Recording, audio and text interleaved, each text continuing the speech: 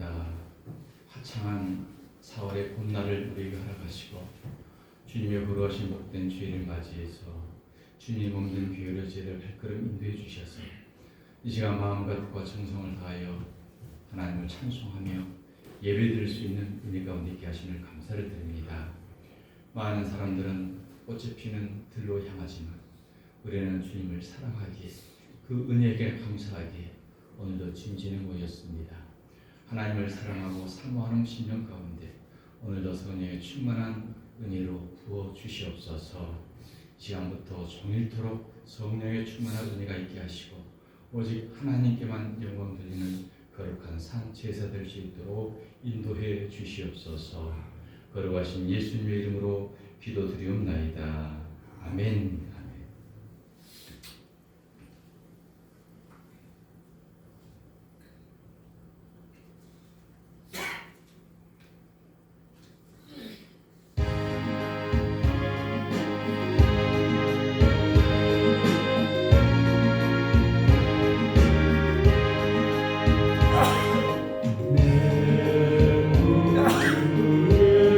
예수를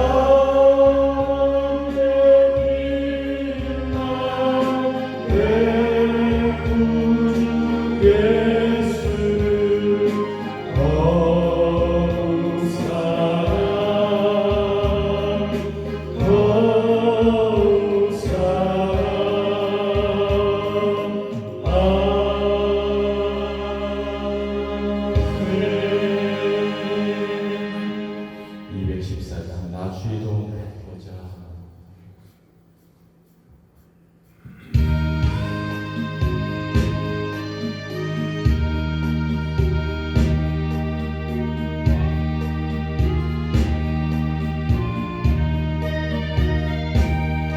나 주의 도움 받고자 주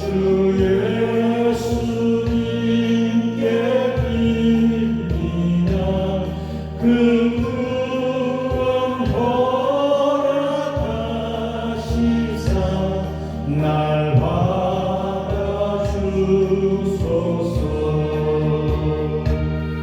내 모습 이대로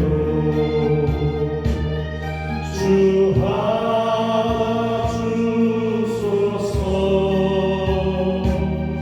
날 위해 돌아가신 주 날 받아주소서.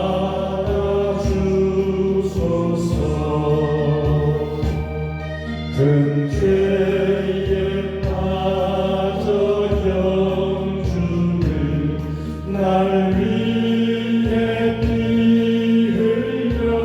흘렸으니 주 형상대로 빚으사 날 받아주소서.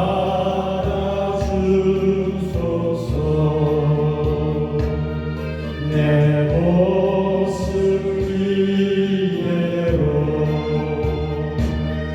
주 받아주소서.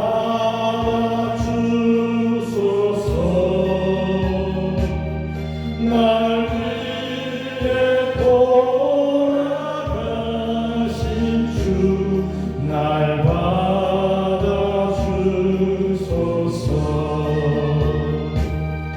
내 힘과 결심 약하여 늘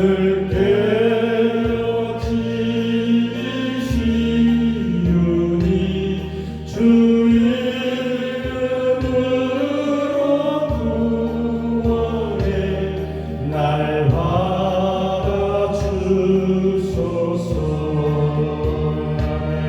내 모습 이대로 주 받아주소서.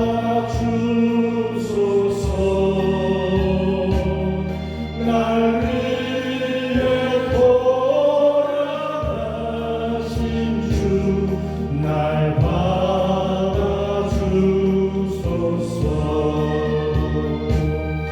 내 주님 서신 발 앞에 나 꿇어 엎드렸으니 그 크신 역사 이루게 날 받아주소서.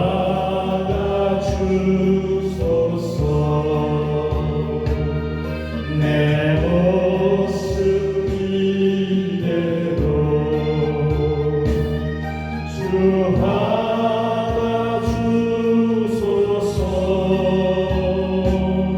날 위해 돌아가신 주 날 받아주소서.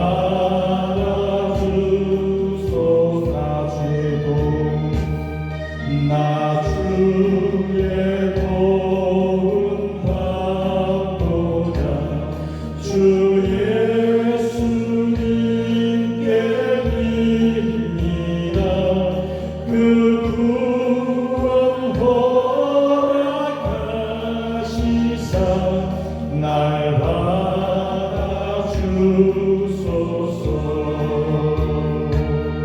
내 모습 이대로 주 받아주소서.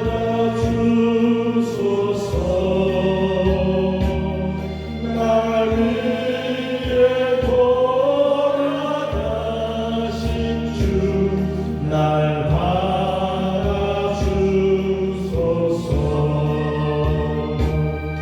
큰 죄에 빠져 영주를 날 위해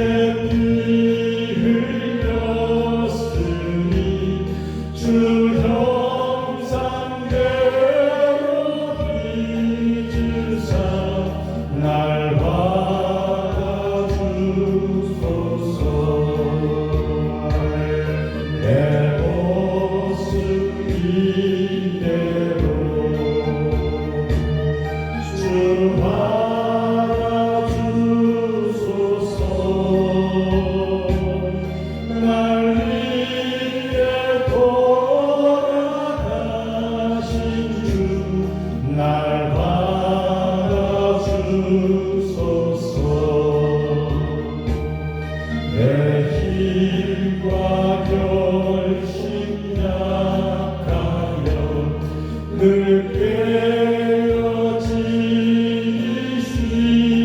깨어지시오니 주 이름으로 구원해 날 받아주소서.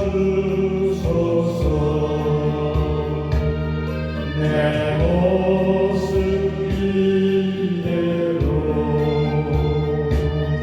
주 받아주소서.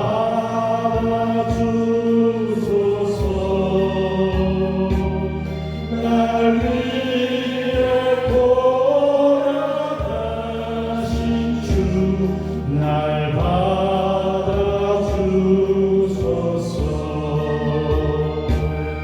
내 주님 서신 발 앞에 나 물어 엎드렸으니 그 크신 역사 이루게 날 받아주소서.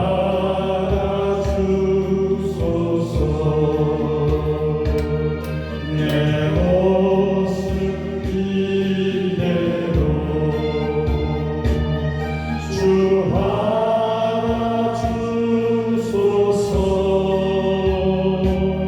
날 위해 돌아가신 주 날 받아주소서.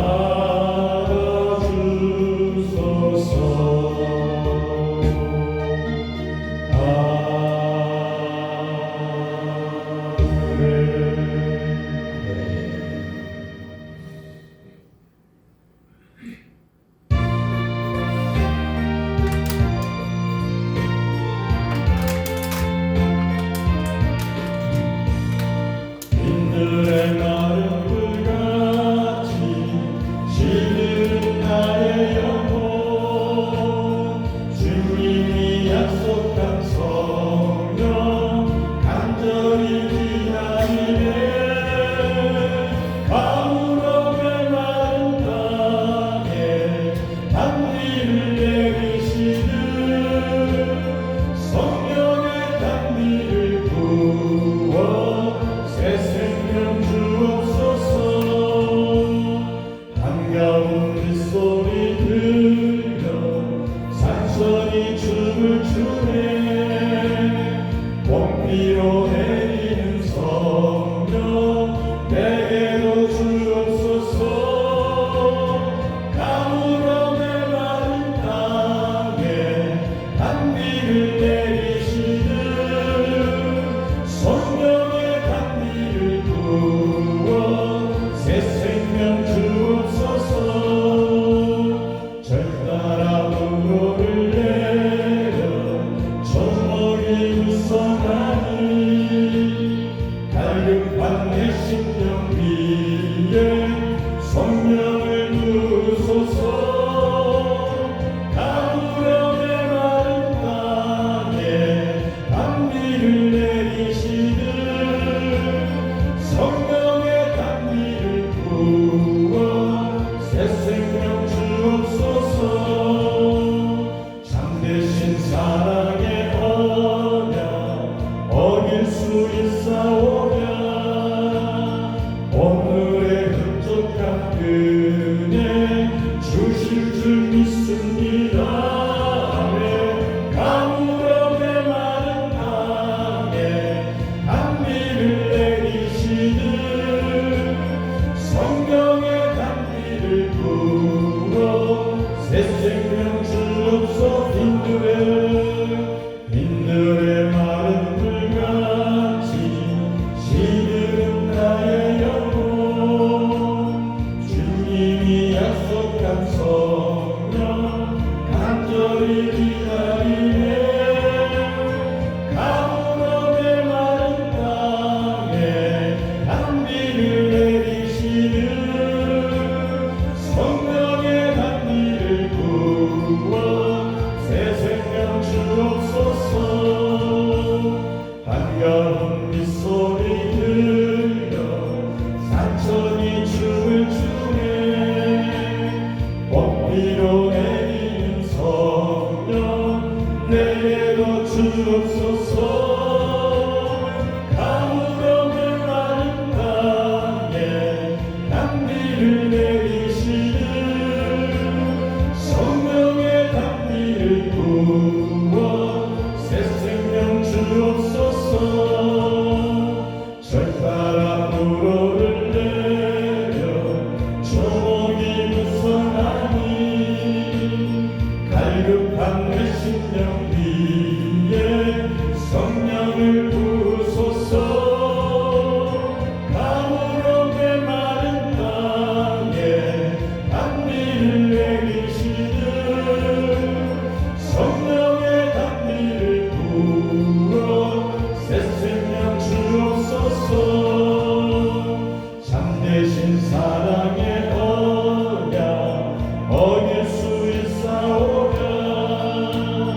오늘의 흡족한 은혜 주실 줄 믿습니다. 가물어 메마른 땅에 단비를 내리시는 성령의 단비를 부어 새 생명 주옵소서.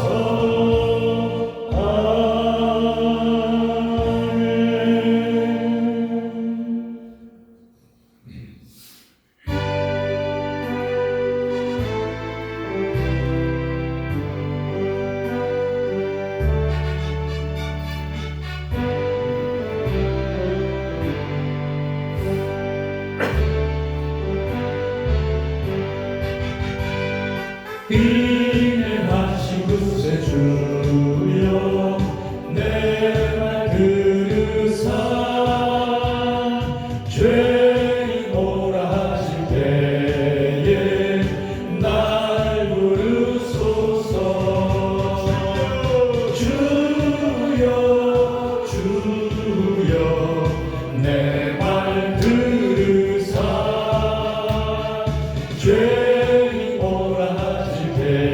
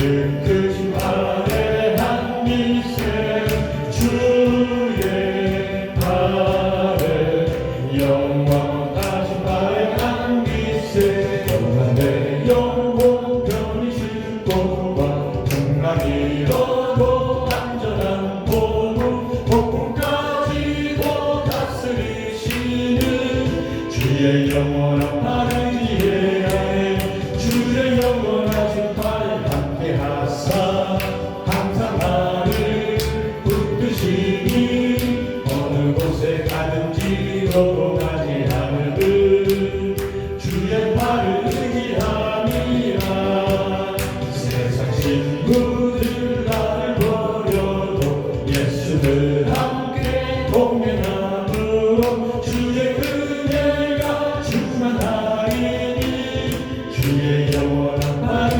이해하에 주의 영원하신 발을 함께 하사 항상 나를 붙드시니 어느 곳에 가든지 여러 가지 않으는 주의 발을 의지함이라 나의 믿음이 연약해져도 미리 예비한 힘을 주시며 위태할 때도 안보하시는 주의 영원한 발을 이해해 주의 영원하신 발 함께 하사 항상 나를 붙드시니 어느 곳에 가든지 여러 가지 않으는 주의 발을 의지함이라 능지 못한 것 주께 없으니 나의 인생을 주께 맡기면 나의 모든 짐 대신 지시는 주의 영원한 발을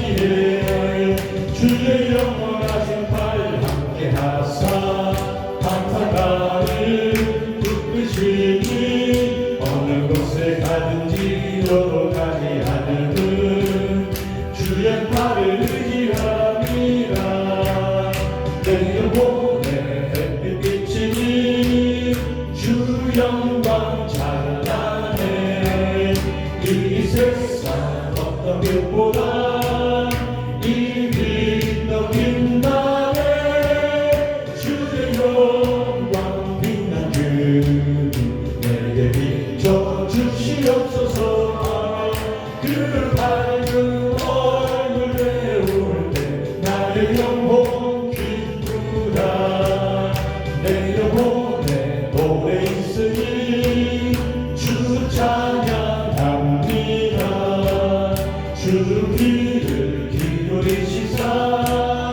다 듣고 계시네 주의 영광 빛난 그 내게 비춰 주시옵소서 그 밝은 얼굴 배울 때 나의 영혼 기쁘다 내 영혼에 온날 되어서 주 함께 하실 때 그 평화 내게 깃들고 주 은혜 꽃피네 주의 영광 빛난 그 내게 비춰 주시옵소서 그 밝은 얼굴 배울 때 나의 영혼 기쁘다 내 영혼에 비단이 있고 그 소망 넘치네 주 예수 복을 주시고 또 내려주시네 주의 영광 빛난 그 내게 비춰 주시옵소서 그 밝은 얼굴 배울 때 나의 영혼 기쁘다 빛의 사자들이여 어서 가서 어둠을 물리치고 주의 진리 모르는 백성에게 복음의 빛 비춰라 빛의 사자들이여 복음의 빛 비춰라 죄로운 밤 밝게 비춰라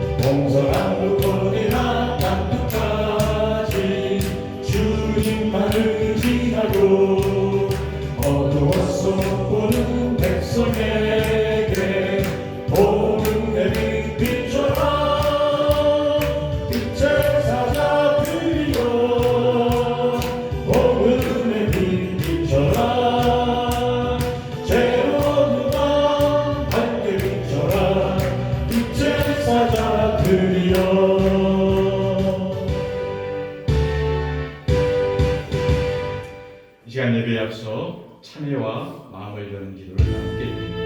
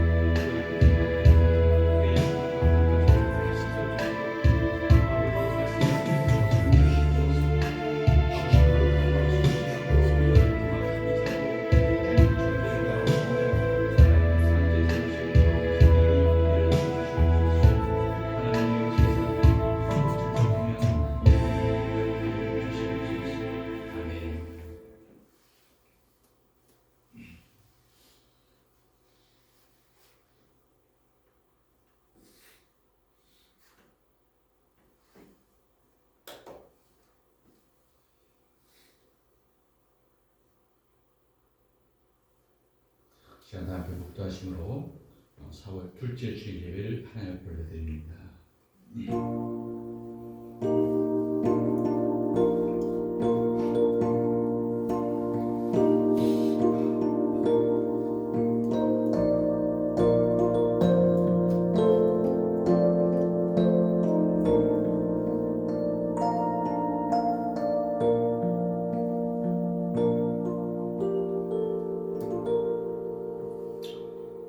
오직 여호와는 그 성전에 계시니 온 땅은 그 앞에서 잠잠할지니라 하시니라.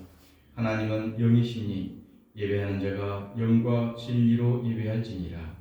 하나님 아버지, 이 예배를 성령으로 인도하여 주시옵소서. 거룩하신 예수 그리스도의 이름으로 기원하옵나이다. 아멘. 다음에 찬송가 2장 들으시겠습니다.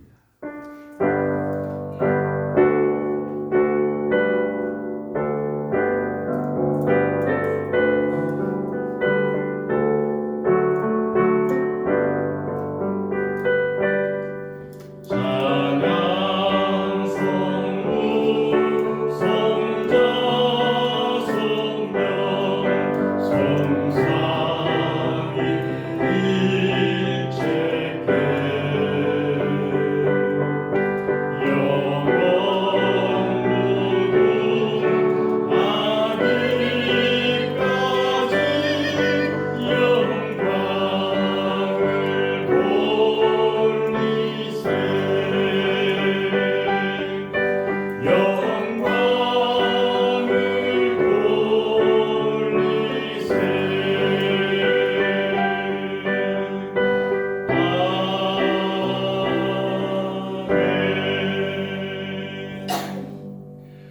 동시에 교독하겠습니다. 교독은 15번 시편 27편입니다.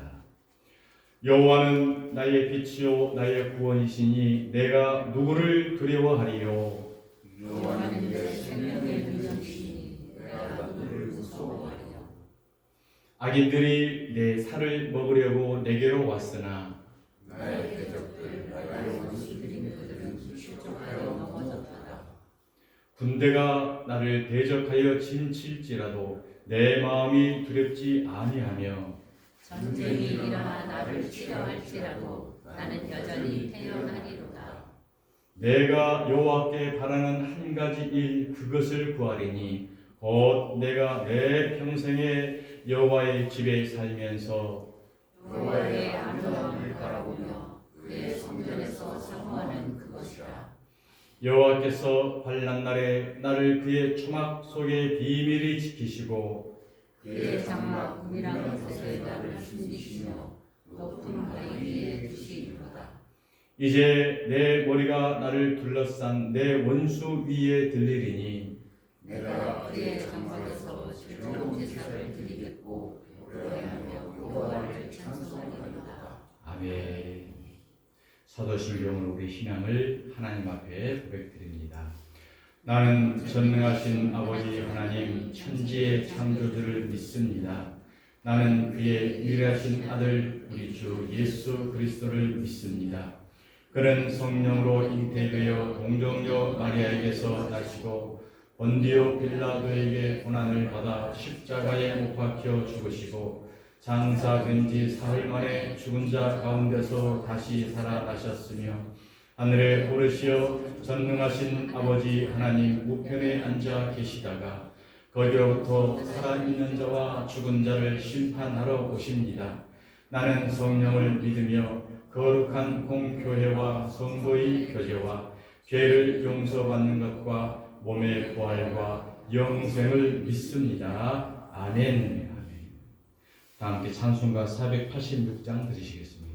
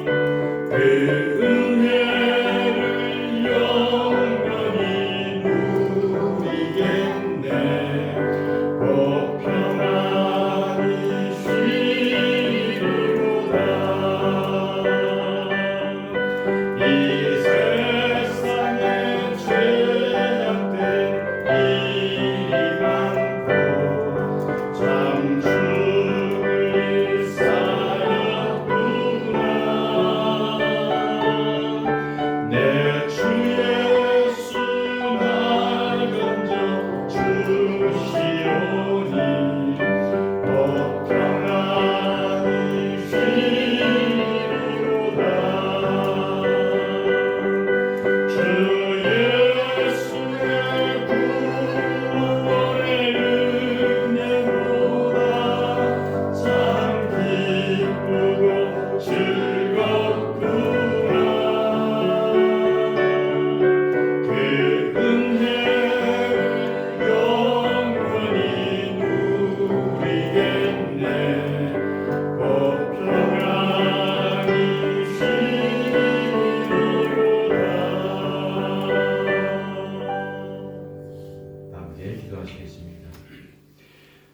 은혜가 풍성하신 하나님 아버지, 오늘도 거룩한 주님의 날을 허락하시고 저희를 예배의 자리로 불러주셔서 감사를 드립니다.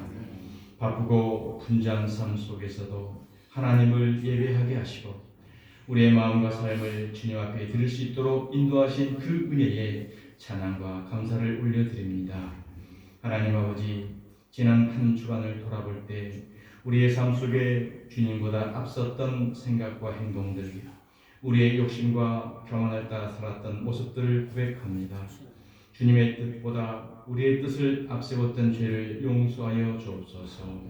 이 시간 우리의 마음을 새롭게 하시고 정결케 하셔서 신령과 진정으로 드리는 예배가 되게 하여 주옵소서.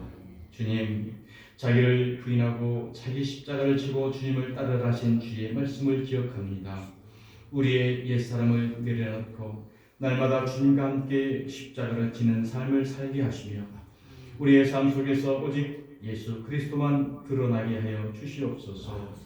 그는 흥하여야 하겠고 나는 쇠하여야 하리라는 고백이 우리의 고백이며 우리의 삶이 될 수 있도록 성령으로 인도하여 주옵소서. 사랑의 하나님, 이 시대의 교회를 위해 기도합니다.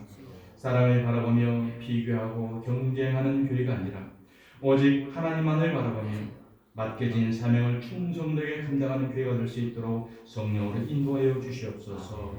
우리 교회가 숫자나 외형이 아니라 하나님의 임재와 말씀, 진리의 사랑으로 섬길 수 있는 교회가 될 수 있도록 주여 인도해 주옵소서. 하나님 아버지, 주님의 교회 성도들 가운데 병상에 있는 성도가 있습니까? 마음이 지치고 상한 심령들이 있습니까? 긍휼히 여겨 주시옵소서. 주님의 피 묻은 손을 만져 주셔서 머리끝에서 발끝까지 예수님의 보혈의 피를 흘려주시고 살속, 뼛속, 피속, 오장육부 사지백체 모든 신경세포 조직 마음까지 주님께서 깨끗하게 치료해 주시고 새 힘과 새 소망을 허락해 주시옵소서.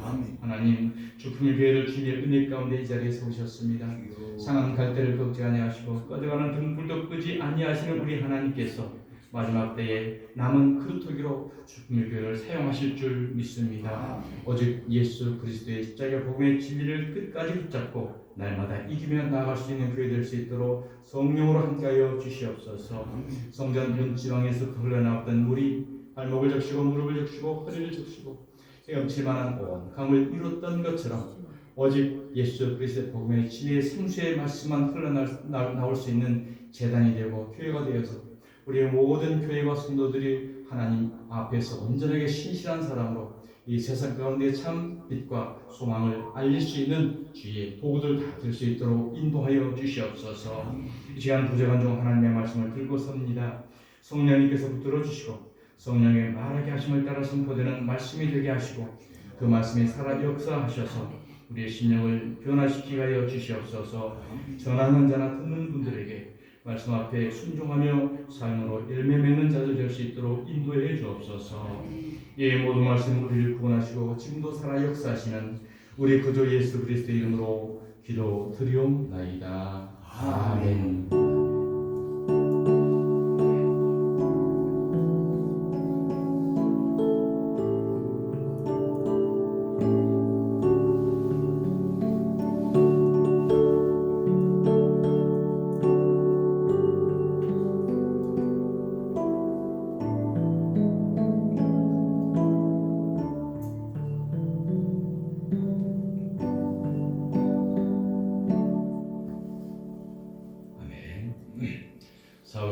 둘째 주일을 맞이해서 이렇게 화창한 꽃이 피고 좋은 날씨 가운데도 주님 전에 나오시는 여러분의 모든 삶 가운데 은혜와 평강과 축복이 가득할 줄 믿습니다.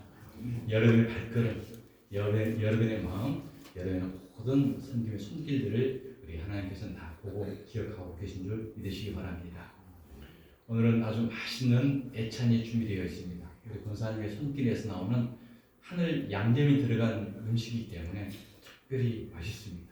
끝나고 애찬을 나누시면서 아름다운 교제를 나누시기 바랍니다. 이 시간 봉헌 찬송 함께 50장 드리겠습니다.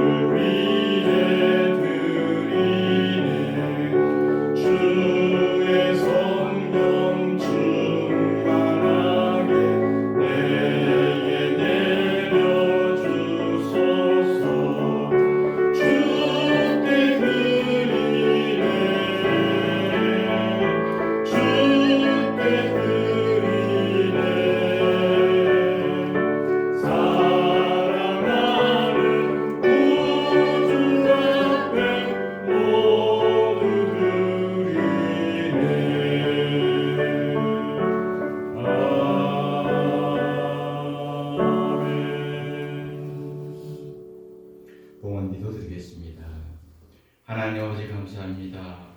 주님을 사랑하는 마음으로, 주님을 감사하는 마음으로 내게 있는 것 중에서 아낌없이 신령과 진정한 마음으로 아버지 앞에 드립니다. 하나님, 이 예물을 주님 기뻐 받아 주시옵소서. 주님의 몸된 교회를 섬기는 봉사의 헌신의 손길도 드렸습니다. 몸된 교회를 구석구석 돌아보면서 청소하고 또 강단에 아름다운 꽃을 올리고 또 애찬을 위해 정성껏 준비한 그 아버지 애찬에 준비한 손길들도 있습니다. 예배를 위하여 이렇게 예배위원으로 반주로 봉사하는 손길도 있고 주님의 몸된 교회와 부족한 종을 위하여 섬겨주시는 그 사랑스러운 아름다운 마음들도 있습니다. 하나님, 이 모양 저 모양 드리는 모든 손길들마다 그 마음들마다 하나님을 사랑하는 마음으로 드리사오니 주여 그 마음을 받아주시고 기쁘게 받아주시옵소서. 또한 예물 가운데에 마음의 소원과 뜻을 담아서 드립니다. 아버지 하나님, 간절한 소원을 두고 또 감사의 마음을 두고 그 아버지 신령과 진정함으로 드리는 모든 예물, 모든 뜻, 마음들 오직 하나님께만 드리지는 귀한 예물 될 수 있도록 축복하시고 은총을 베풀어 주시옵소서. 이 땅을 살아가면서 물질 때문에 어려움 당치 않게 하여 주시고 물질 때문에 아버지 곤고해지지 않게 하여 주시고 더욱더 풍성한 은혜로 하나님 앞에도 영광을 높이 들 수 있는 축복된 삶 될 수 있도록 하나님 복을 내려주시고 축복하옵소서. 걸어가신 예수님의 이름으로 축복하며 기도드리옵나이다. 아멘. 이 시간 함께 은혜 나누실 말씀은 요한복음 3장 22절에서 30절 말씀입니다. 요한복음 3장 22절에서 30절 말씀을 우리 다 함께 합독하시겠습니다. 그 후에 예수께서 제자들과 유대 땅으로 가서 거기 함께 유하시며 세례를 베푸시더라. 요한도 살렘 가까운 에논에서 세례를 베푸니 거기 물이 많음이라. 그러므로 사람들이 와서 세례를 받더라. 요한이 아직 오게 하시지 아니하였더라. 이에 요한의 제자 중에서 한 유대인과 더불어 정결 회식에 대하여 변론이 되었더니 그들이 요한에게 가서 이르되 랍비여, 선생님과 함께 요단강 저편에 있던 이 곧 선생님이 증언하시는 이가 세례를 베풀매 사람이 다 그에게로 가더이다. 요한이 대답하여 이르되 만일 하늘에서 주신 바 아니면 사람이 아무것도 받을 수 없느니라. 내가 말한 바 나는 그리스도가 아니요 그의 앞에 보내심을 받은 자라고 한 것을 증언할 자는 너희니라. 신부를 취하는 자는 신랑이나 서서 신랑의 음성을 듣는 친구가 크게 기뻐하나니 나는 이러한 기쁨으로 충만하였노라. 그는 흥하여야 하겠고 나는 쇠하여야 하리라 아니라. 아멘. 거룩한 주일에 하나님 앞에 나와 예배드리게 하심을 감사를 드립니다. 4월의 따뜻한 봄 기온 속에서 우리의 마음도 새로워지고 주님의 은혜가 더욱 풍성히 임하시기를 주님의 이름으로 축복합니다. 오늘도 말씀을 통해서 하나님이 우리에게 주시는 은혜의 말씀을 함께 나누고자 원합니다. 여러분, 신앙의 성숙은 무엇으로 드러날까요? 오늘 본문을 통해서 참된 신앙의 성숙의 모습을 세례 요한을 통해서 함께 은혜를 나누길 원합니다. 자, 오늘 본문에 보면 22절 보면 그 후에라고 말씀하죠. 그 후에 우리가 지금까지 하나님의 은혜를 말씀을 나눴습니다. 자, 요한복음 2장을 잠깐 거슬러 보면 가나의 혼인잔치가 있었죠. 가나의 혼인잔치는 6 항아리가 텅텅 비어 있었습니다. 6 항아리가 텅 비어 있었다는 것은 형식적인 가식적인 껍데기만 남은 유대주의, 율법주의 신앙을 말하는 거죠. 어쩌면 오늘 이 시대에도 우리가 형식주의의 신앙생활을 하고 있는 우리 심령을 말하고 있는 것입니다. 예수 그리스도 복음의 진리는 없고 형식에 맞춰서 절기에 맞춰서 그 의식의 종교 생활하고 있는 이 시대의 모습을 의미하는 거죠. 여기에 9가지 물을 채워라. 하나님 복음의 진리의 말씀을 생수로 성령으로 가득 채워라. 그리고 떠다 주어라. 순종했더니 마치 그 물이 이제 포도주로 변했다라는 것입니다. 이것은 바로 성령의 진리의 말씀으로 변화된 우리의 영적 성도를 말하고 있는 거죠. 그 이후에 예수님께서는 성전에 올라가셨습니다. 성전에 올라가셨더니 소 팔고 양 팔고 비둘기 팔고 돈 받고는 예루살렘 성전 모습을 보고 탄식을 하죠. 강도의 소굴이 되었다. 내 집은 만민이 기도하는 집인데 너희들이 강도의 속을 만들었구나 라고 말씀하시면서 채찍으로 다 쫓아내고 상을 엎었습니다. 채찍으로 다 쫓아내고 상을 엎었다는 것은 교회를 폐쇄시켰다는 거예요. 교회를. 하나님의 뜻이 아닌 외형과 형식으로 하나님 팔고 소 하나님 팔고 양 예수 팔고 비둘기 성령 팔고 돈을 갖고는 오늘 시대의 교회를 말하는 거예요. 교회에서 장사치기 하고 강도의 속을 만들어버린 그 교회를 예수님은 문 닫고 폐쇄시킨 것입니다. 그리고 이 성전을 헐어라. 그리고 이 성전을 헐라라는 말씀과 함께 예수님의 육체가 함께 십자가에서 헐려지는 십자가 사건을 말씀하셨던 거죠. 구약 시대의 형식적, 외형적 성전은 바로 예수님의 육체와 함께 십자가에서 완전히 헐려지고 이제 새 시대, 새로운 성전, 우리 신령 성전을 새 시대를 예수님은 말씀하셨던 것입니다. 그리고 이제 니고데모라는 사람을 만나죠. 니고데모는 공회원이었고 유대인이었고 율법사였고 부자였고 교양 있는 사람이고 한마디로 오늘 시대에 모든 인간의 모델이라고 할 수 있는 완벽한 사람이었습니다. 그는 부족함이 하나 없는 사람입니다. 그가 밤에 예수께 찾아왔다. 외형적으로는 신앙이고 도덕적이고 율법적이고 말씀이고 인격적으로 부족한 게 없지만 영적 상태는 깜깜한 어둠이었다는 거죠. 오늘 시대 우리의 외형적 종교인들을 상징하고 있습니다. 그가 저녁에 이 밤에 와서 예수께 물어보죠. 주여 어떻게 하여 영생을 얻을 수 있나이까? 그렇습니다. 거듭나지 아니하면 천국에 갈 수 없다라고 말하죠. 그런 모든 외형적으로는 완벽한 갖추었지만 거듭나지 않는 외형적인 껍데기 신앙이었다는 것을 우리에게 말씀합니다. 그리고 니고데모와의 대화 마지막 가운데 주 예수를 믿으라. 그러면 너와 내 집이 복을 얻는다. 오직 예수를 믿음만이 진정한 거듭나고 영생을 얻을 수 있다라는 위대한 복음의 진리의 말씀을 지난주에 말씀을 나눴습니다. 그리고 그 후에 예수께서 오늘 제자들과 유대 땅으로 가셨습니다. 거기 함께 유하시며 세례를 베푸시더라.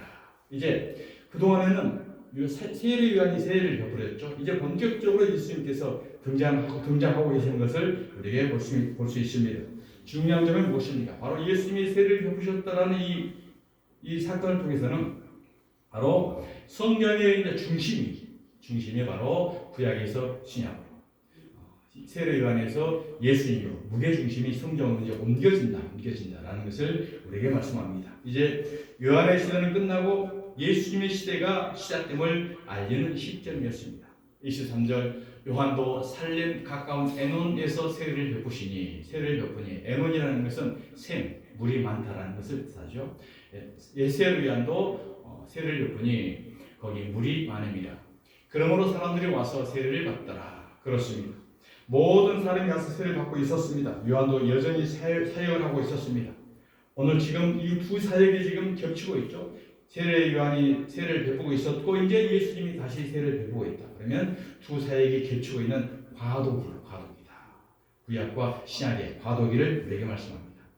우리는 흔히 말하기를 구약과 신약 그러면 이제 마태복음부터 신약이 됐다라고 우리가 생각을 하죠. 말라기가 구약이 끝나고 마태복음이 신약이다라고 생각을 할 수 있는데 그 신약과 구약의 정확한 분기점은 십자가 사건입니다. 십자가 사건 이전을 비포 크라이스트 구약이라고 하는 거고 십자가 사건 이후를 아노도미니 서기해서 이제 신약이라고 하는 거예요. 그렇기 때문에 예수님이 십자가에 달리시기 전까지는 구약과 신약을 동시에 지금 구약 속에 예수님이 구약 속에 지금 살아가고 있는 거예요. 그래서 구약의 바턴을 받아서 십자가의 분기점을 통해서 새로운 전환을 이루는 분기점, 과도기 사건이 바로 이제 예수님 공생의 기간인 것입니다. 그래서 옛시대, 율법시대, 새시대, 은혜의 성취 시대가 지금 과도기적으로 요한과 예수님이 지금 함께 지내고 있다는 것을 우리에게 보여줍니다. 24절 보면 요한이 아직 옥에 갇히지 아니하였더라. 전혀 본문 내용과 맞지 않는 엉뚱한 내용이 들어가죠. 요한이 아직 옥에 갇히지 아니하였더라. 여전히 지금 세례를 잘 베풀고 있어요. 예수님도 세례를 베풀고 있어요. 그런데 본문 내용과 맞지 않는 엉뚱한 내용 같은 옥에 갇히지 아니하였다라는 말씀이 들어갑니다. 자, 이 말씀은 무슨 말씀입니까? 세례 요한은 아직 사명이 끝나지 않았지만 곧 끝나고 죽게 될 것이다라는 것을 예고하고 있는 거예요. 자, 이후에 세례 요한은 헤롯에 의해 감옥에 갇히고 목이 잘려서 처형당합니다. 자, 마태복음 한번 보겠습니다. 마태복음 14장 10절에 보면 사람을 보내어 옥에서 요한의 목을 베어 그 머리를 소발에 얹어서 그 소녀에게 주니 그가 자기 어머니에게 가져가니라. 요한의 제자들이 와서 시체를 가져다가 장사하고 예수께 아뢰니라. 요한이 목자리가 죽는 거죠. 자, 세례 요한이 죽는 이유는 헤롯의 죄를 책망했기 때문입니다.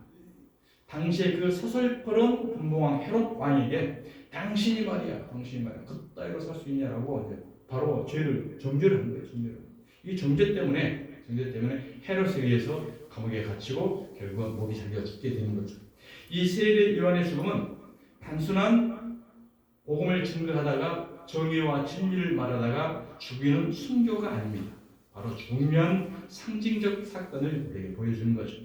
세례 요한의 죽음은 율법의 끝은 생명이 아니라 정죄와 죽음이다 라는 것을 우리에게 계시로 보여주고 있는 사건인 것입니다. 24절 아직 요한이 갇히지 않았다는 것은 아직 율법의 역할이 진행 중이지만 곧 끝날 것이라는 암시를 우리에게 주고 있는 거죠. 그리고 그 끝의 죽음은 반드시 끝나는 죽음과 그리고 생명의 시작이 되는 복음을 알리는 계시다라는 것을 이 24절 가운데 많은 의미를 상징을 부여하고 있는 것입니다. 그래서 세례 요한의 죽음은 율법의 마지막을 보여주는 것이고 그리스도 안에서 새로운 시대가 알린다는 것을 선포하고 있는 중요한 말씀이 바로 24절 세례 요한이 목이 잘려 죽는 사건을 통해서 우리에게 계시로 보여주고 있는 거죠. 자, 25절 말씀입니다. 이에 요한의 제자 중에서 한 유대인과 더불어 정결 예식에 대하여 변론이 되었더니 정결 예식은 세례입니다. 세례. 그래서 이제 쟁론이 일어났어요. 말다툼이 일어났다는 거죠. 당시까지는 세례 요한이 세례를 독점해가지고 다 베풀고 있었는데 엉뚱한 사람이 와서 지금 세례를 베풀고 있잖아요. 그렇기 때문에 자, 세례 요한의 세례가 정통이냐, 예수의 세례가 정통이냐, 서로 이제 싸우고 분쟁하고 변론하고 있다는 거죠. 요한의 제자들은 우리 선생님의 세례가 전통이다. 예수가 전통이다. 서로 이제 계속 하고 있는 거죠. 우리가 서로 옳다. 이것은 종교의 특징입니다. 오늘 이 시대에 비교하고 경쟁하고 우열을 판단하고 있는 많은 분파되어 있는 오늘 이 시대의 종교성을 우리가 볼 수 있습니다. 자, 그러면 세례 요한의 세례와 예수님의 세례가 어떻게 다른가? 먼저 세례 요한의 세례를 보겠습니다. 세례 요한의 세례는 회개의 세례였다. 회개의 세례. 마태복음 1장 4절 보면 세례 요한이 광야에서 이르러 죄 사함을 받게 하는 회개의 세례를 전파하니 그렇습니다. 세례 요한의 세례는 무슨 회개였다고요? 회개하는 세례다. 회개라는 것을 헬라어로 보면 메타노니아라는 뜻은 방향을 바꾸다, 마음을 바꾸다, 생각을 바꾸다라는 거예요. 그러니까 세례 요한의 세례는 그동안에 구약의 율법주의로 신앙생활을 해왔던 유대주의들이 이제는 그 율법주의 신앙의 목표를 바꿔서 이제 방향을 바꿔서 어디래요? 신약시대 은혜 예수로 방향을 바꾼다는 거예요. 그래서 우리의 신앙생활하는 것은 바로 가던 길을 바꿔서 되돌아오는 것. 이걸 우리에게 말씀하고 있는 것입니다. 사마리아 여인이 우물가에서 예수님을 만나죠. 그때 예수님께서 네 남편을 데려오라 라고 남편 이야기를 해요. 그때 그 사마리아 여인이 저는 남편이 없습니다. 그래, 네 남편이 없는 게 맞아. 너는 남편이 없어. 네가 전에 살던 5 남편도 네 남편 아니고 지금 네가 현재 살고 있는 6째 남편도 네 남편 아니야. 이 말은 무슨 말입니까? 이 사마리아 여인이 예수님 오시기 전까지, 예수님을 만나시기 전까지 자신이 섬겼던 신앙은 바로 자신이 남편이 아니었다는 거죠. 5 남편은 모세오경 율법 신앙을 말하는 거고 6번째 남편은 인간의 수, 인본주의 신앙을 말하는 거고 오늘 인본주의 신앙, 오늘 이 시대가 어쩌면 6번째 남편을 섬기고 있는 거예요. 교회 안에서 윤리, 교훈, 도덕, 기복, 신비, 세상과 섞여 있는 이런 6번째 남편 이것도 네 남편이 아니라는 거예요. 그리고 7번째 내가 네 앞에 서 있는 내가 진정한 네 남편이야 라고 진정한 예수님 시대를 이야기하고 있는 것입니다. 그렇기 때문에 5번째 남편, 6번째 남편은 전부 과거 시대를 이야기하고 있는 거예요. 율법 시대, 구약 시대, 인본주의 시대. 이것을 돌아서서 이제 일곱 번째 나편인 예수께로 방향을 돌리는 것. 이게 바로 이제 진정한 회개라는 것을 우리에게 말씀합니다. 자, 그렇다고 한다면 이제 예수님의 세례는 어떤 세례인가? 예수님의 세례는 성령과 생명의 세례를 말씀합니다. 마태복음 3장 11절 보면 나는 너희로 회개하게 하기 위하여 물로 세례를 베풀거니와 세례를 위한 세례죠. 내 뒤에 오시는 이는 나보다 능력이 많으시니 나는 그의 신을 들지도 감당하지 못하겠노라. 그는 성령과 불로 너희에게 세례를 베푸실 것이요. 그렇습니다. 성령 세례, 불 세례, 이 세례가 이제 오늘 이 시대에 우리의 세례가 된다는 거죠. 성령 세례는 무엇이 말합니까? 바로 우리가 성령의 충만한 은혜를 받고 우리 심령이 성령으로 가득 채워지는 것. 우리 고린도서 3장 16절 너희가 하나님의 성전인 줄 알지 못하느냐. 하나님의 성령이 거하지 아니하면 성전이 아니다라고 그랬어요. 그렇기 때문에 이제는 성령의 임재하심, 이걸 바로 이제 기름 부으심이라고 합니다.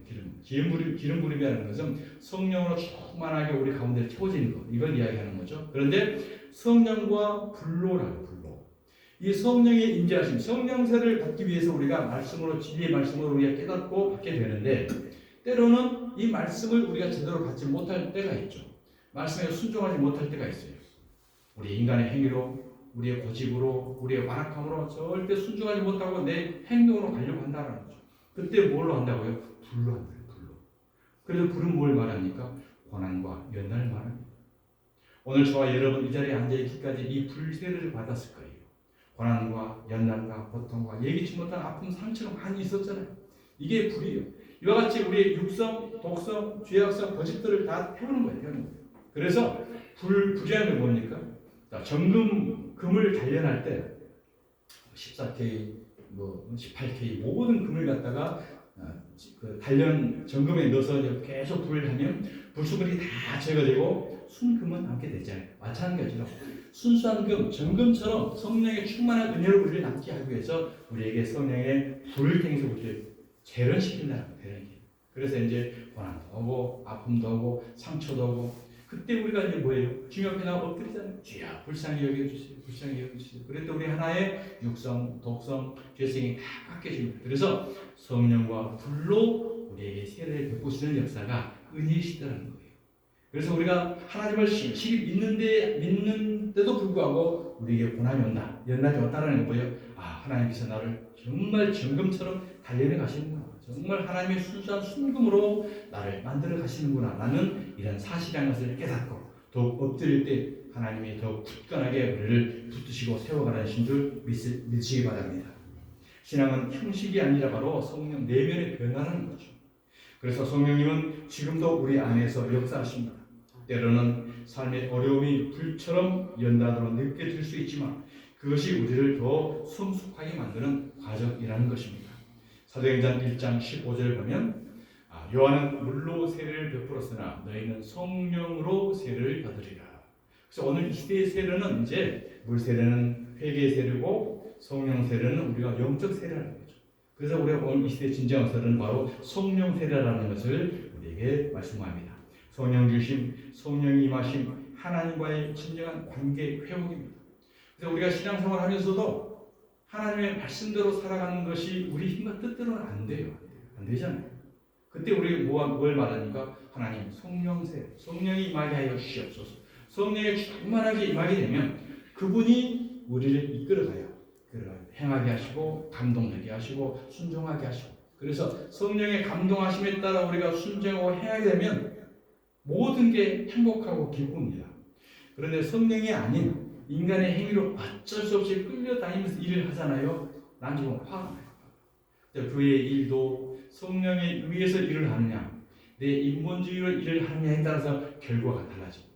그래서 성령을 하는 사람은 어떤 아무리 힘들고 어려운 일에도 은혜와 기쁨이 있는 거고, 성령이 임하지 않고 인간적 행위를 한다면 작은 것 하나만 해도 속상해요. 기분 나쁘고 열등감죠. 그래서 우리는 신앙생활을 성령으로 임하지 아니하면 신앙생활을 할 수 없고, 성령이 임하지 아니하면 바로 우리는 천국에 갈 수 없다는 것을 우리에게 말씀하는 거예요. 그래서 바로 반드시 예수님이 오신 것은 이 성령 세례를 주셔서 우리의 생명을 얻게 하시려는 바로 세례다라는 것을 우리가 볼 수 있습니다. 자, 세례 요한의 세례는 너는 죄인이다 라고 규정하는 율법의 정죄를 말하는 것이고, 예수님의 세례는 내가 너를 구원한다 라는 속죄의 복음을 말합니다. 그래서 정죄와 속죄는 예수님의 십자가에서 모두 완성을 하십니다. 자, 오늘 26절입니다. 자, 그들이 요한에게 가서 이르되 라삐여, 선생님과 함께 요단강 저편에 있던 이 곧 선생님이 증언하시던 이가 세례를 베푸매 사람이 다 그에게로 가더이다. 자, 요한의 제자들이 사람이 다 예수께 간다고 지금 요한에게 와서 지금 이야기를 하는 거예요. 이 말씀은 과거 세례 요한의 제자들 이야기만이 아니라 오늘 우리의 모습, 오늘 교회의 모습을 비추는 거울이기도 합니다. 사람들이 다 저쪽으로 갑니다. 이 말 속에는 경쟁의식, 비교하는 마음, 위기감, 숫자에 대해 집착하고 있는 모습으로 교회가 영혼보다 사람 수에 집중하고 있는 현상을 우리가 깨닫게 될 수 있습니다. 요한의 제자들은 사역을 하나님이 아니라 비교의 대상으로 보기 시작했습니다. 이것은 하나님의 영광이 아니라 자기 자리를 지키려는 싸움이라는 거죠. 그러나 세례 요한은 제자들과 전혀 다른 시각을 보여줍니다. 27절입니다. 요한이 대답하여 이르되 만일 하늘에서 주신 바 아니면 사람이 아무것도 받을 수 없느니라. 여기서 하늘에서 주신 바, 하나님께서 허락하시고 맡기신 것으로 생명, 구원, 은사와 재능, 사명, 다른 사람들 다 이야기하고 있는 것입니다. 즉 우리가 가진 모든 것은 하나님이 주신 것이고 나는 그것을 맡아 관리하는 청직이다라는 것을 고백하고 있는 것입니다. 28절입니다. 내가 말한 바 나는 그리스도가 아니요 그의 앞에 보내심을 받은 자라고 하는 것을 증언한 자는 너희니라. 바로 세례 요한의 자신의 정체성을 이야기하고 있는 거죠. 요한은 분명히 말합니다. 나는 주인공이 아니다. 나는 메시아가 아니라 그의 앞에 보내심을 받은 자, 길을 준비하는 사람이다라는 고백을 하고 있습니다. 오늘 시대 특히 이단들을 보면 어떡합니까? 이게 처음에는 복음을 증거하다가 사람을 많이 모으다가 나중에는 어떻게 해요? 자신이 주인공이 되어버려요. 자신이 예수가 되어버리고 자신이 보이사가 되어버리고 자신이 모든 예배의 추종자가 목적이 되어버린다는 거죠. 여기서 바로 이제 사단의 속성이 나타나는, 이단이 나타나는 거예요. 이단은 전부 다른 게 아니고 끝단 다르기, 끝에만 다른 거잖아요. 처음에는 잘한 것 같아요. 오늘 교회도 마찬가지예요. 목사가 모든 교회의 중점이 되어버리고 목사가 숭배가 되어버리고 목사가 모든 게 목표가 된다고 한다면 이것은 목적이 잘못된 것입니다. 우리의 모든 목표, 모든 목적은 오직 예수 그리스도인 줄 믿습니다. 세례 요한은 분명히 말하는 나는 아니야. 너희들이 나를 따르고 있지만 나를 따르면 안 돼. 저분을 따라야 돼. 예수를 따라야 돼. 나는 그 길을 그분을 준비하는 역할만 하는 것뿐이야. 라고 자신의 모습을 감추고 있는 모습입니다. 그래서 29절에 그분을 준비하는 예를 들어서 이야기를 하죠. 신부를 취하는 자는 신랑이나 서서 신랑의 음성을 듣는 친구가 크게 기뻐한다. 자신은 신랑 친구라는 거죠. 신랑은 예수님을 말하는 거죠. 자, 신부인 저와 여러분은 신랑이 취해야 돼요. 신랑 친구가 신랑의 신부를 취하면 안 돼. 이걸 이야기하는 거죠. 그래서 절대 우리는 사람이 추종을 받으면 안 되고 사람이 목적 교주 자리에 앉으면 안 되고 모든 영광은 하나님께 연결할 수 있는 우리는 통로만 되는 것입니다. 그렇기 때문에 친구가 기뻐하느니 나는 이러한 기쁨으로 충만하다. 그래서 나는 주인공이 아니고 예수님이 오는 것을 기쁘고 충만하게 여겼던 사람, 바로 이분이 바로 이제 세례 요한인데 신앙을 배울 수 있다는 거죠.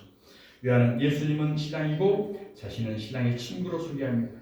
친구의 역할은 신랑을 드러나게 하는 것, 기뻐하는 것입니다. 그래서 요한은 말합니다. 나는 그의 음성을 듣고 크게 기뻐한다라고 지금까지 자신의 이야기를 하고 있습니다. 그리고 오늘 마지막 말씀입니다. 30절. 그는 흥하여야 하겠고 나는 쇠하여야 하리라 하니라. 오늘 본문의 핵심이요 오늘 설교 주제입니다. 참된 신앙은 무엇입니까? 나는 작아지고 예수님이 커지는 삶입니다. 김수희 노래에 그 에모라는 노래 있죠. 에모. 그대 앞에만 서면 나는 왜 작아지는가? 라는 노래만 있지 않습니까? 사랑 앞에서의 인간의 솔직한 내면을 잘 드러내는 가사말이 있죠. 그렇습니까? 사람은 사랑하지 않으면 결코 작아지지 않습니다. 진심으로 사랑할 때만 그 사람을 더 크게 여기게 되고 자신은 자연스럽게 낮아지게 됩니다. 이것은 존중과 사랑에서 나오는 겸손인 거죠. 주님을 진정으로 사랑하는 사람의 고백은 이렇습니다. 주님 앞에만 서면 나는 왜 이렇게 작아지는지요. 주님의 사랑이 너무 커서 나는 작아질 수밖에 없습니다. 주님을 사랑하기에 저는 더 낮아지고 싶습니다. 이것이 바로 진정한 주님을 사랑하는 성도의 신앙 고백입니다. 세상에서는 작아지는 것을 약함으로 보지만 하나님 앞에서 작아지는 것은 은혜를 아는 사람의 특징이고 사랑하는 사람의 고백인 것입니다. 주님을 진짜 사랑하는 사람은 주님 앞에서 낮아질 수밖에 없습니다. 사랑이 깊어질수록 겸손해지고 그 은혜를 알면 알수록 우리는 자신을 낮추게 되는 것입니다. 여러분, 세례요한 그는 얼마나 당시 유명한 사람이었습니까? 당시 모든 사람들이 세례요한을 추종했던 사람입니다. 마태복음 보겠습니다.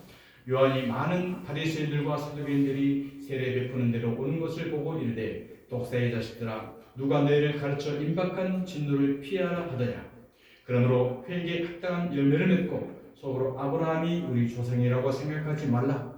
내가 너에게 이르노니 하나님이 능히 이 사람들도 아브라함의 자손이 되게 하시리라. 이미 토끼가 나무 뿌리에 누웠으니 좋은 열매를 맺지 아니한 나무마다 찍혀 불에 던져지리라. 그렇습니다. 당시 유대인들은 메시아가 오시기 전에 엘리야와 모세의 예언에 나온 그 선지자를 기다리고 있었습니다. 그래서 세례 요한이 나타나자 그가 바로 자기들이 기다리던 사람인 줄 알았던 거죠. 그래서 예루살렘과 온 유대와 요단강 사방에서 바리새인들뿐 아니라 사두개인들까지 세례 요한에게 나와서 세례를 받았던 것입니다. 사두개인, 바리새인들, 서기관들 그들이 누구니까? 그 당시 유대인들의 그 지도자들 아니겠습니까? 이들뿐만이 아니라 당시에 분봉 왕이었던 헤롯 왕까지 와서 세례 요한에게 이제 말씀을 듣고 배우는 그런 위대한 사람이었던 거죠. 자, 마가복음 6장 20절 보십시오. 헤롯이 요한을 의롭고 거룩한 사람으로 알고 두려워하여 보호하며 또 그의 말을 들을 때에 크게 범인을 하면서도 달갑게 들음이라라. 분봉 왕이 세례 요한에게 신앙을 배웠던 사람입니다. 이 정도로 당시 유명한 선지자로서 세례를 베푸고 있었는데 예수님께서 오셔서 똑같이 세례를 베푸는 거예요. 그러자 세례 요한에 따른 제자들이 이제 예수님께 많은 사람들이 몰려간다라고 이제 와서 이야기했던 것입니다. 세례 요한의 제자들은 불만 어린 보고를 했습니다. 그러나 제자들의 이런 불만 섞인 보고를 받고 세례 요한이 그의 제자들에게 준 대답 속에서 성도의 삶의 원리가 들어 있는 것입니다. 요한은 오히려 자기의 시대가 가고 예수님의 시대가 오는 것을 기뻐하고 있습니다. 요한은 하나님의 주권에 대한 확고한 신앙이 있었던 사람이었습니다. 그래서 그는 예수님의 인기가 올라가고 자신의 인기가 떨어지고 있음에도 불구하고 기뻐할 수 있었던 것은 그의 유명한 말 가운데 선포되고 있습니다. 그는 흥하여야 하겠고 나는 쇠하여야 하리라. 여러분, 예수님께서 이 흥한다는 말은 무슨 말을 뜻할까요? 흥한다. 그것은 바로 예수님께서 이 땅에 오신 목적을 이루는 것을 예수님이 흥한다라는 말씀이에요. 예수님이 이 땅에 오신 목적이 무엇이었습니까? 저와 여러분을 구원하기 위해 십자가에 죽으시기 위해서 예수님이 이 땅에 오셨습니다. 그렇기 때문에 예수님이 십자가에 죽으셔야만 하는 것이 바로 예수님의 흥함이라는 거죠. 그래서 사도 세례 요한은 이 예수님이 십자가에 달려 죽으시기 위한 이 흥함을 이루기 위해서 자신은 죽어져야 된다라는 것을 이야기를 하고 있는 것입니다. 예수님이 이 땅에 오신 목적이 바로 저와 여러분을 위해서 십자가에 죽는 것이었습니다. 그런데 예수님의 흥함은 바로 세례 요한의 이 쇠함, 죽음을 발판으로 완성이 된다는 말씀이죠. 그는 흥하여야 하겠고 나는 쇠하여야 하리라. 이 한마디 속에 기독교의 핵심 교리가 담겨 있는 것입니다. 예수 그리스도의 십자가는 바로 성도의 이 쇠함을 딛고 골고다의 흥함으로 서게 된다는 뜻입니다. 사랑하는 성도 여러분, 오늘 이 시대 많은 사람들은 예수 그리스도의 흥함을 위해 성도들도 흥해야 되고 성도들도 흥하는 방법을 교회에서 가르치고 있습니다. 자기의 흥함을 위해 예수님의 흥함을 가로막는 대표적인 사람이 있었죠. 그가 누굽니까? 베드로입니다. 베드로. 자신의 흥함을 위해서 예수를 따랐던 제자였던 거예요. 그러나 예수는 바로 너는 사탄이야라고 규정을 해버리죠. 자, 마가복음 16장 22절입니다. 베드로가 예수를 붙들고 항변하여 이르되 주여 그리 마옵소서 이 일이 결코 주께 미치지 아니하리이다.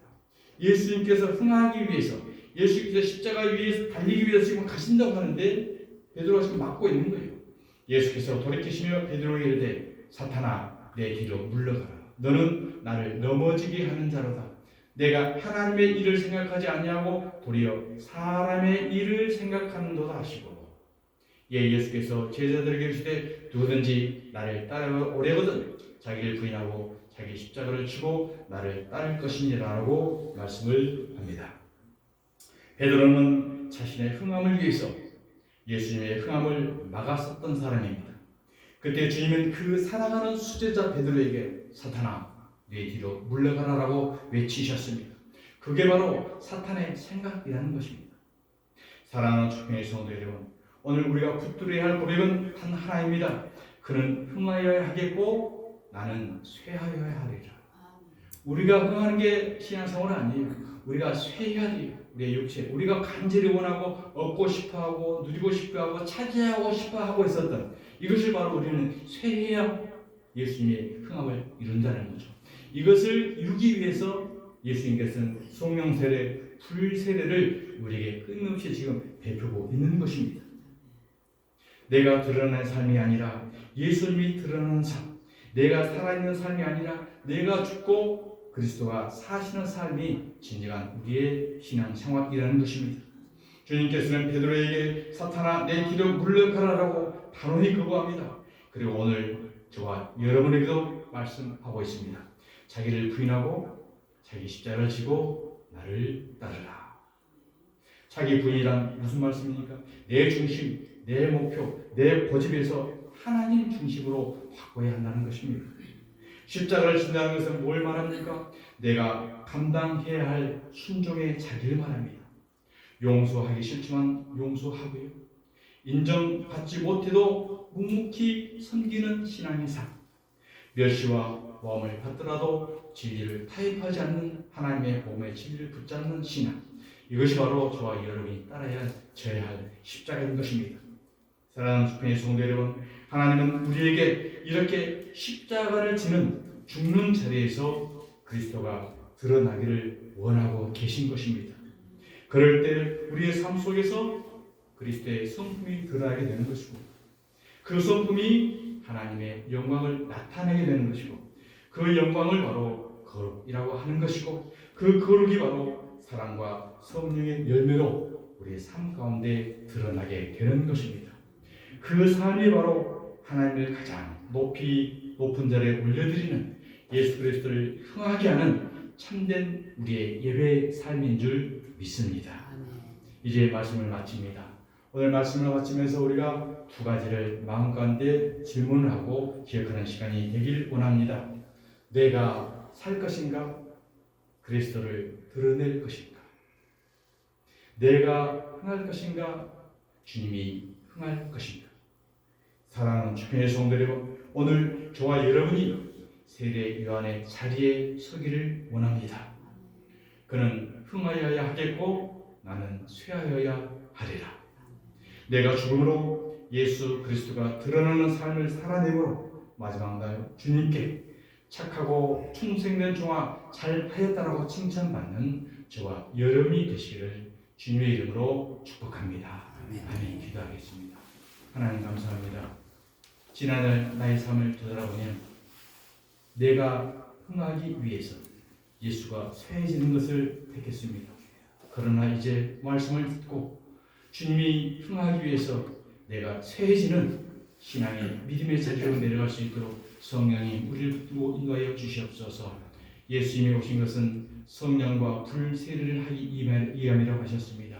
오직 성령의 신령 성전을 이뤄서 우리를 통해서 오직 예수 그리스도의 흥함만 드러날 수 있는 교회와 성도들 될 수 있도록 인도해 주시옵소서. 걸어가신 예수 그리스도의 이름으로 기도드리옵나이다.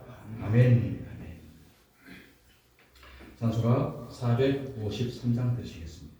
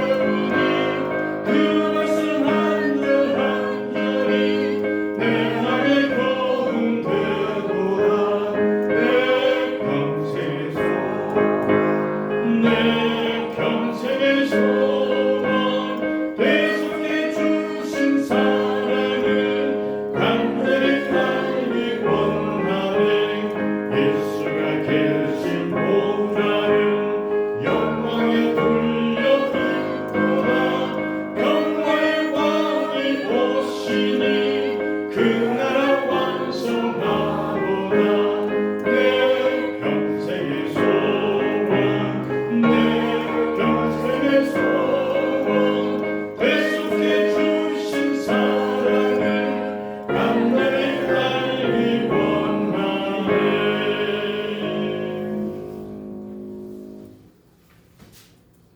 이제는 길이요 진리요 생명 되신 우리 주 예수 그리스도의 은혜와 하나님 아버지의 극진하신 사랑하심과 성령의 교통하심이 그는 흥하고 나는 쇠하되다라는 말씀을 받고 오직 예수 그리스도의 흥함을 위해서 내가 쇠해짐의 삶을 살아가기로 마음 가운데 결단한 머리 숙인 우리 위에와 주품의 교회와 주품의 모든 성도들 가정과 자녀손 가문 위에 이 나라와 이 민족 위에 이제로부터 영원토록 함께 있을지어다. 아멘.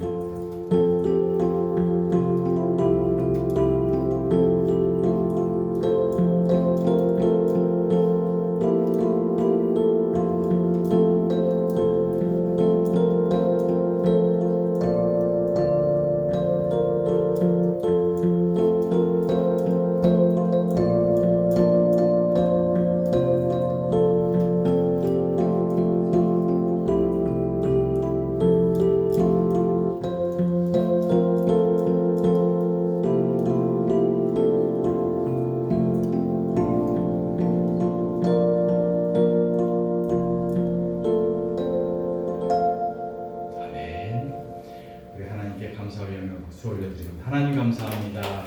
예수님 감사합니다. 하나님